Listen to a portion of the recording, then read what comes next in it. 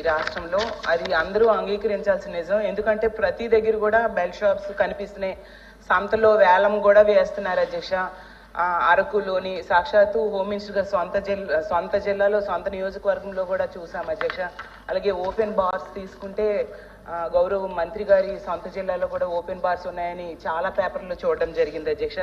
అసలు ఈ బీర్లు అమ్మకాలు అనేవి లేదా మద్యం అమ్మకాలు ఏంటంటే ఎంత ఘోరం అంటే డేటా మనం ఒకసారి తీసుకుంటే అధ్యక్ష 2024 డిసెంబరు 2023 డిసెంబరు మధ్య తేడా చూద్దాం అధ్యక్ష. మద్యం అమ్మకాల్లో 2023 డిసెంబర్లో మద్యం అమ్మకాలు 25,83,530 కేసులు అమ్మకాలు జరిగాయి అధ్యక్ష.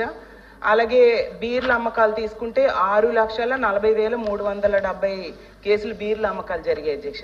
అదే 24లో ప్రభుత్వం నిర్వహించకుండా ప్రైవేట్ వ్యాపారుల చేతులకి ఇచ్చాక లిక్కర్ అమ్మకాలేమో అంటే 24 డిసెంబర్లో 30,46,362 కేసుల అమ్మకాలు జరిగాయి అధ్యక్ష.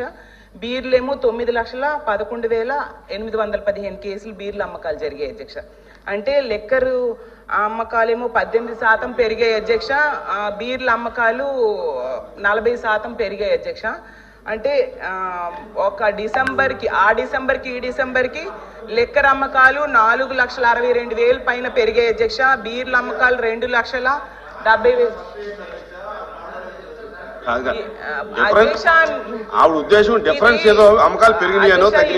ప్రజల మహిళలు చిన్నారుల మాన ప్రాణాలకు సంబంధించిన విషయం, అలాగే ప్రజల ఆరోగ్యానికి సంబంధించిన విషయం అధ్యక్ష. రాజకీయాలు ఇక్కడ మాట్లాడొద్దు అధ్యక్ష. దయించి రాజకీయాలు మాట్లాడొద్దండి. కాబట్టి దీని మీద ఖచ్చితంగా ప్రభుత్వం చర్యలు తీసుకోవాల్సిన అవసరం ఉంది అధ్యక్ష. సరే, ఇన్ని బెల్ షాప్స్ పెరుగుతున్నాయి, స్కూల్స్కి వెళ్ళేదారులు కాలేజీలకు వెళ్ళేదారులు ఇన్ని బెల్ షాప్స్ కనిపిస్తున్నాయి అనేసి ప్రతి ఒక్కరూ చూస్తున్నారు అధ్యక్ష. మనం ప్రత్యక్షం చూసిన ఎన్ని మద్యం షాప్స్ మీద ఇలా బెల్ షాప్స్ ఉన్నాయని కేసులు పెట్టారు. యాక్చువల్లీ చెప్పాలంటే అధ్యక్ష, కావాలంటే చాలా వీడియోస్ కూడా ఉన్నాయి అధ్యక్ష. వాటన్నిటి మీద కేసులు పెట్టారా లేదా మంత్రి గారికి, గౌరవ మంత్రి గారికి, సభకి నేను సమర్పిస్తాను అధ్యక్ష.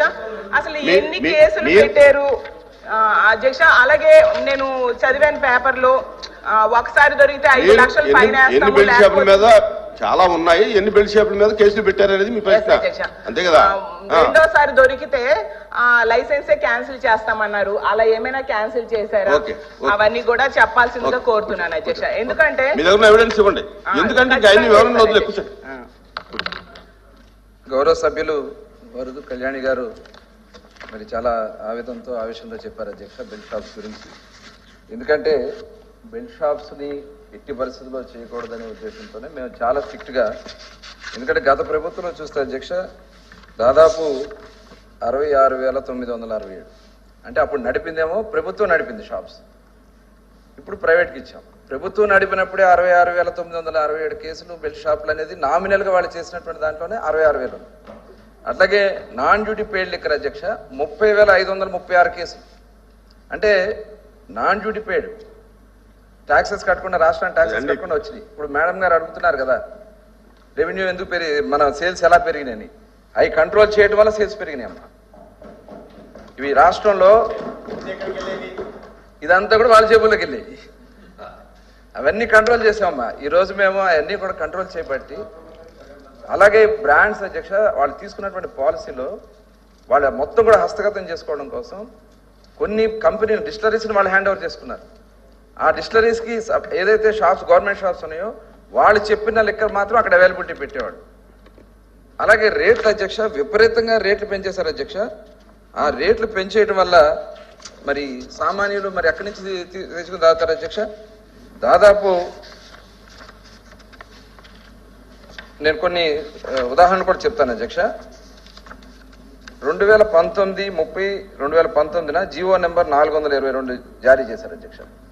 ఆ జీవో ప్రకారం 60 mlకి 90 mlకి 10 రూపాయలు, అలాగే 180 ml పై 20 రూపాయలు.